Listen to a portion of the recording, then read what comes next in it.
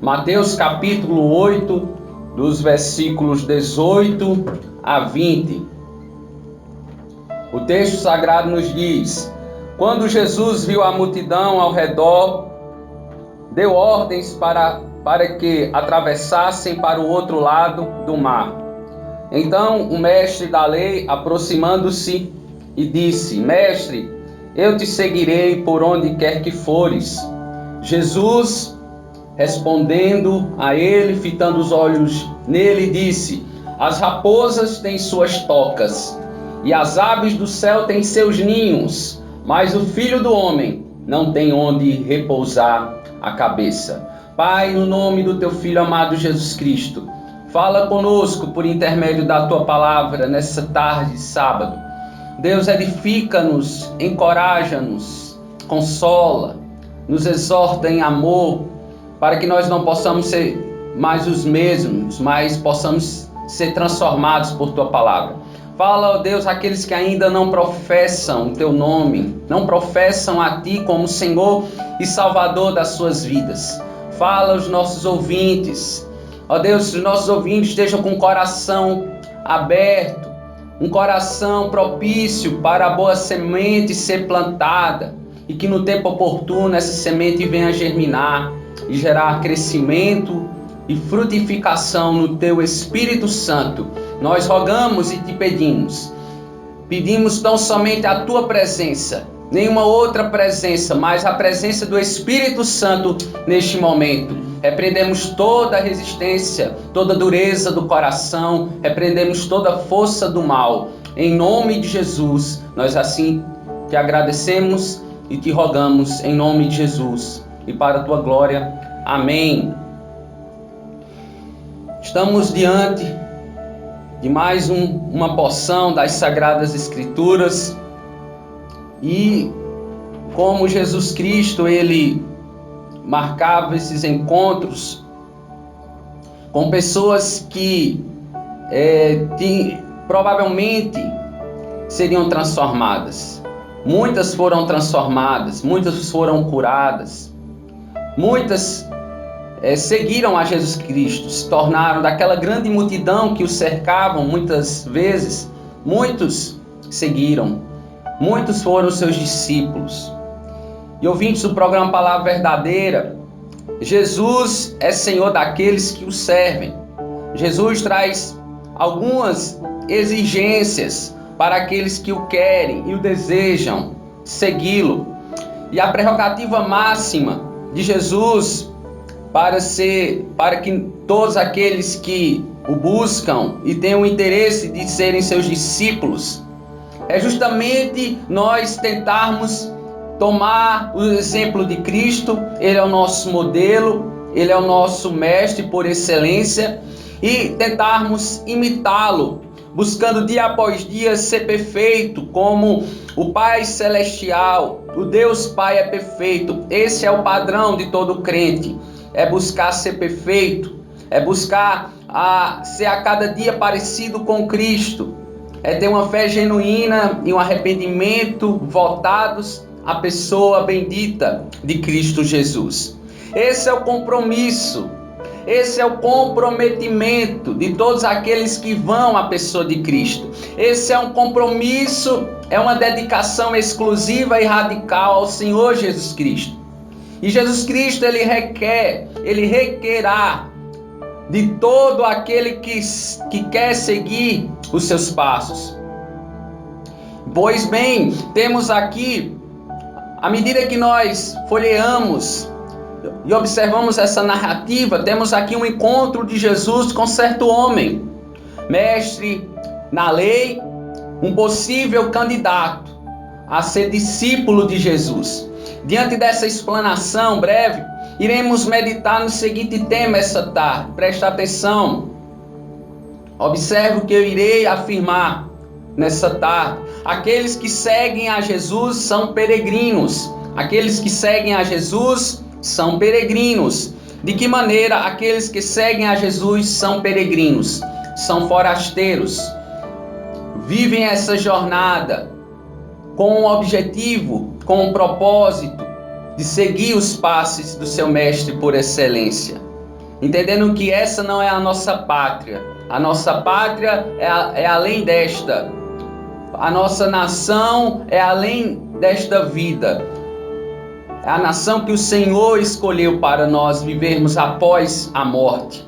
A nova Jerusalém, totalmente redimida, restaurada, com todos os santos, com todos aqueles que foram discípulos de Cristo nessa vida, pelo qual o Senhor chamou, separou, escolheu e a capacitou. E essa capacitação, essa santificação, ela é de forma progressiva, contínua. É um desprendimento total deste mundo para servirmos a Jesus Cristo. E, em primeiro lugar, nós devemos tomar o exemplo de Jesus. E esse encontro mostra, com certeza, sem sombra de dúvida, ele nos mostra que nós devemos ter um compromisso. E esse compromisso, Jesus, ele exige dos seus discípulos. Jesus disse certa feita, na última refeição que ele teve com os seus discípulos, aqueles que ele teve mais a proximidade com eles, diante daquela multidão, os 12, aqueles que puderam estar com Jesus Cristo 3 anos no seu ministério terreno, após ele ter sido assunto aos céus, e Jesus deixou essa missão para aqueles 12. Certamente eram homens falhos e limitados e pecadores, mas Jesus investiu o tempo da sua vida para ensiná-los. Ele, de forma educativa e instrutiva, pôde ser relevante, trazer a missão do Pai e engajá-los naquela missão. Então, todos que se engajam nessa missão, Jesus, preste atenção, disse o seguinte aos seus discípulos, em Lucas capítulo 22, versículo 15, a parte A: desejei ansiosamente comer a Páscoa com vocês antes de sofrer. Então, todos que estão engajados nesse ministério devem tomar o exemplo de Cristo. O que é tomar o exemplo de Cristo? É ser coparticipantes dos seus sofrimentos terrenos, ou seja, é padecer, é sofrer pela causa da expansão do reino dos céus entre os homens. Isso é fácil? Não, mas é a exigência do reino messiânico, é a exigência daqueles que são verdadeiros discípulos e que se dispõem a seguir a Jesus Cristo. Porque se um dia nós entendermos que somos coparticipantes dos sofrimentos de Cristo, Paulo vai dizer também, nós devemos ter a certeza que um dia também gozaremos da glorificação.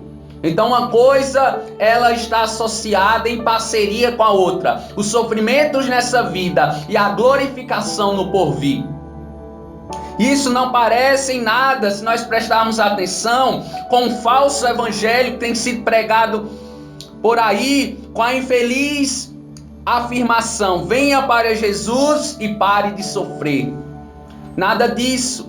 Não, absolutamente não. Aqueles que se identificam com o crucificado, aqueles que se identificam com o ministério de Jesus, eles tomarão o seu exemplo no mundo, tomarão a sua cruz e irão segui-lo. Perderão a vida nos parâmetros dessa dimensão material e de ordem terrena e corrompida e depravada, para ganhar a vida espiritual, incorruptível e eterna. Jesus disse em Marcos capítulo 8, versículo 35: pois quem quiser salvar a sua vida, a perderá, mas quem perder a vida por minha causa e pelo evangelho, a salvará. Louvado seja o nome do Senhor, glórias a Deus por isso. E se nós observarmos ainda o apóstolo Pedro, 1 de Pedro capítulo 2, versículo 11, o apóstolo Pedro vai dizer a esses que desejam seguir a Jesus Cristo, serem seus discípulos, vejam a expressão aqui, amados.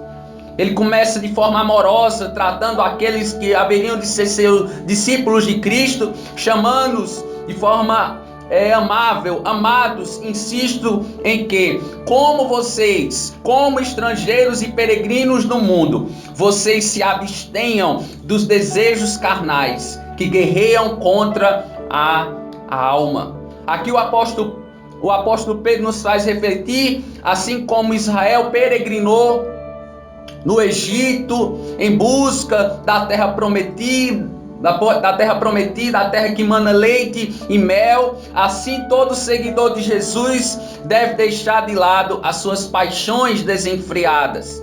A idolatria, por exemplo, a ostentação dos bens materiais, pois os mesmos não provêm do Pai, mas do mundo. O texto diz, que nós lemos inicialmente o versículo 18, preste atenção, o texto diz o seguinte: quando Jesus viu a multidão ao seu redor, deu ordens para que atravessassem para o outro lado do mar. É interessante observarmos que Jesus, volta e meia, Jesus ele caminhava com uma multidão que muitas vezes o apertava, né? Ele estava ao lado de muitas pessoas. As pessoas elas vinham a Jesus porque o ensino de Cristo comprovava por meio de maravilhas, prodígios e milagres, coisas miraculosas. Jesus ele apresentava aquelas pessoas pelo poder de Deus que habitava dentro dele, se manifestava por meio das suas ações, palavras, e juntamente com mais de uma dezena de discípulos.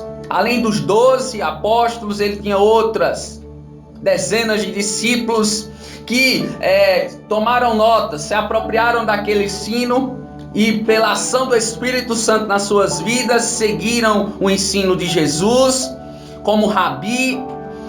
E como rabi, Jesus como mestre, o que diferenciava Jesus dos saduceus e dos fariseus, por exemplo? É o que eu falei. Ele tinha poder e autoridade, diferentemente daqueles homens, daqueles mestres, daqueles escribas da lei. Diz então no versículo 19, que o mestre da lei aproximou-se e disse: mestre, eu te seguirei por onde quer que fores. Outra expressão aqui é ou para onde quer que vá. Provavelmente um mestre fariseu, provavelmente ele era um fariseu, um escriba. Este homem, a Bíblia não vai relatar, não vai dizer, né, de forma explícita se ele fazia parte do colégio farisaico, se ele era de outra seita judaica.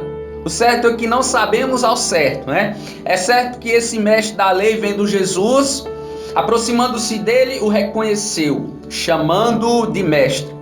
Interessante que o Evangelho de João, capítulo 20, versículo 16, ele notifica a morte de Jesus, quando o Deus Pai, ele ressuscita Cristo dentre os mortos ao terceiro dia, e Jesus, aparecendo a Maria, respondeu a ela: Maria. Então, voltando-se para ele, Maria exclamou em aramaico, Raboni, que significa mestre.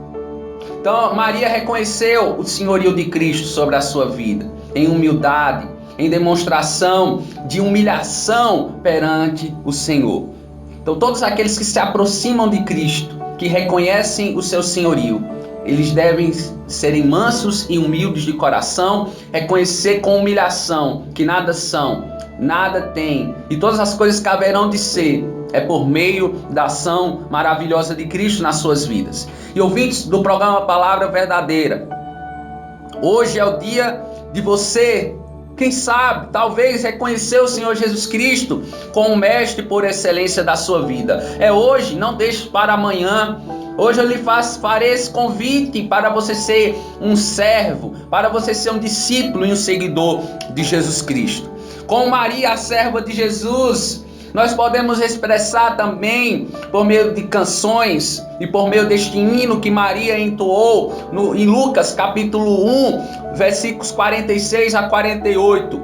Então Maria, ela vai expressar este cântico belíssimo, né? Ela expressou dessa forma. Deixa eu ver aqui. Lucas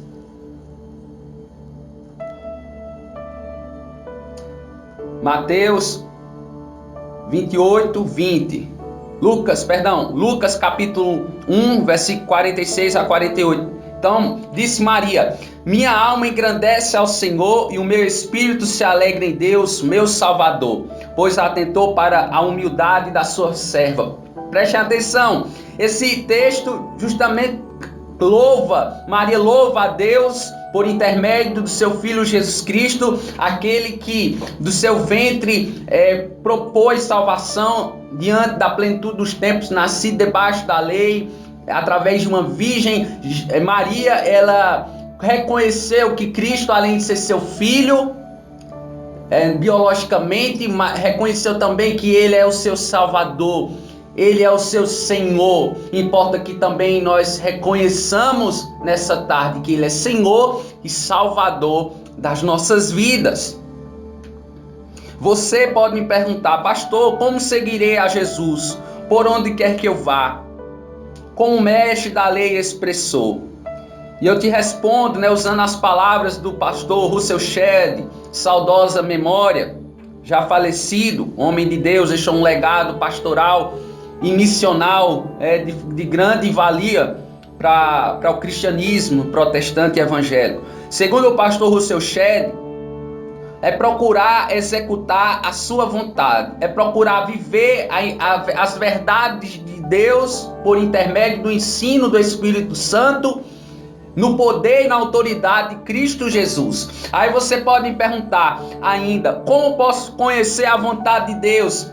E eu te respondo: buscando viver a vontade de Deus na sua lei. É como o salmista vai expressar no Salmo 1, versículo 2: e nela meditar de dia e de noite. As verdades de Deus reveladas nas Sagradas Escrituras, no cânon, 66 livros das Sagradas Escrituras, são para ensino e instrução das nossas vidas. E Cristo, quando esteve entre nós, ele ensinou as verdades desse reino, dizendo em Mateus capítulo 28, versículo 20, a parte A, aos seus discípulos: vocês devem ensinar e obedecer a tudo que eu lhes ordenei. Então, Jesus compara os seus seguidores como homens prudentes, Aquele que vem a Cristo, aquele que ouve as palavras de Cristo e as pratica, aqueles que constrói o seu alicerce, a sua casa no porvir, na eternidade. Aqueles que são prudentes gozarão da instrução e do alicerce verdadeiro nesta vida, a pessoa e a obra de Cristo Jesus.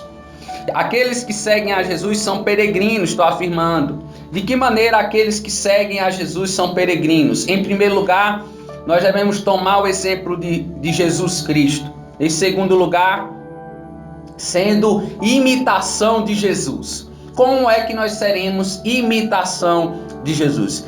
Existe uma brincadeira, que siga o mestre. Certa pessoa dizia uma palavra ou gesticulava, e aqueles que estavam observando deveriam o quê? Justamente falar aquelas palavras ou fazer aqueles gestos, propor imitar aquela situação que aquele mestre, aquele professor estava dando a eles. Então justamente é isso, é nós imitarmos as ações, as atitudes, as palavras de Jesus, seguir o mestre por excelência. Será que aquele mestre escriba da lei queria seguir a Jesus de fato e de verdade? Pois a prova daquele que quer seguir a Jesus é a obediência e a fé no seu nome. Pois bem, sem imitação de Jesus, o servo sofredor, cantado por Isaías nos seus cânticos, é um alto preço, grande é o peso do discipulado. Será que aquele mestre na lei não estava calculando errado o preço que seria pago?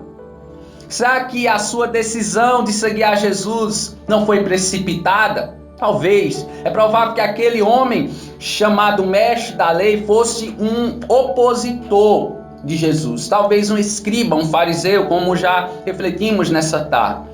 Por exemplo, os escribas naquela época, eles usavam, melhor dizendo, o termo mestre para se dirigirem, para tentarem conversar com Jesus. Eles utilizavam esse termo mestre, se dirigindo a Jesus dessa forma, declarando no versículo 19: mestre, eu te seguirei para onde quer que vá.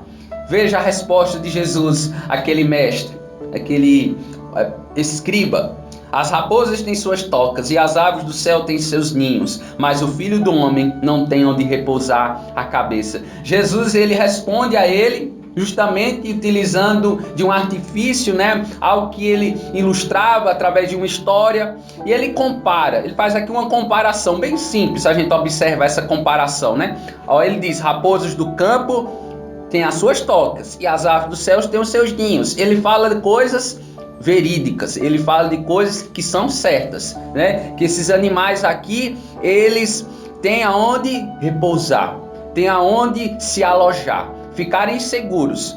Mas aí ele usa uma conjunção adversativa mais, que poderia ser todavia, conquanto, e essa gerando o quê? Uma oposição ao que ele está propondo anteriormente. Então ele fala o seguinte: mas o Filho do Homem não tem onde o quê? Repousar a cabeça. Ou seja, Jesus disse que aquele que deseja segui-lo esteja pronto para viver as desgraças e aflições deste mundo por causa do seu nome. Jesus, em Lucas capítulo 14, versículo 28, nos manda hoje sentar e calcular os custos disso. Você mesmo que me escuta, ouvindo o programa Palavra Verdadeira, Jesus está dizendo em Lucas capítulo 14, versículo 28, dizendo: qual de vocês, se quiser construir uma torre, primeiro não se assenta e calcula o preço, para ver se tem dinheiro suficiente para completá-la? Veja a indagação, o questionamento de Jesus para aqueles que desejam pagar o preço do seu discipulado. Jesus disse aqui afirmando: eu sou o Filho do Homem, eu não tenho onde reclinar a cabeça. Ou seja, Jesus não teve sequer um simples lugar, no sentido aqui de um terreno, de uma propriedade. Mesmo a terra toda, pertencendo a ele, pelo direito de primogenitura, sendo o primogênito de toda a criação, Jesus aponta para a sua pessoa, o Filho do Homem. Ele direciona para ele mesmo o caminho de piedade, o caminho de amor, o caminho de compaixão entre os homens. Porque todo aquele que recebe a Jesus como o único suficiente salvador de sua vida, reconhece que não existe nenhum outro caminho melhor do que o caminho que o Senhor estabeleceu para a sua vida. Quero te perguntar essa tarde, você mesmo que me escuta, você aqui da cidade de Serrita, que mora nos mais variados bairros, nas ruas, você que também me escuta na zona rural daqui de Serrita, é para você mesmo esse convite, você mesmo que me escuta nessa tarde. Eu quero te perguntar essa tarde: quem tem sido o mestre da sua vida? A quem você tem correspondido? A quem você tem seguido? A quem você tem sido discípulo nessa vida? É possível hoje, nesse momento, você receber o Filho do Homem e tê-lo como mestre de sua vida, tê-lo como autoridade suprema da sua vida, da sua história, da sua peregrinação aqui nesta terra, aqui nesta vida. Porque, eu te digo, haverá uma vida após esta, uma vida após a morte, uma vida consciente e pessoal.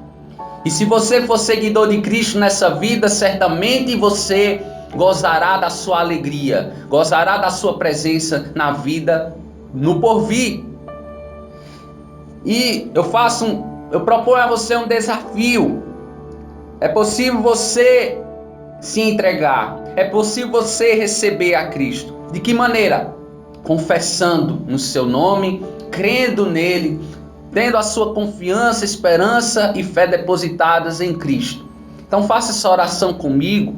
Eu confesso que sou um pecador, e creu no nome do Senhor Jesus Cristo, meu mestre e meu único e suficiente Salvador, seja perdoado nessa tarde, perdoado todos os seus pecados. Se você confessou a Jesus Cristo, não há mais nenhuma condenação.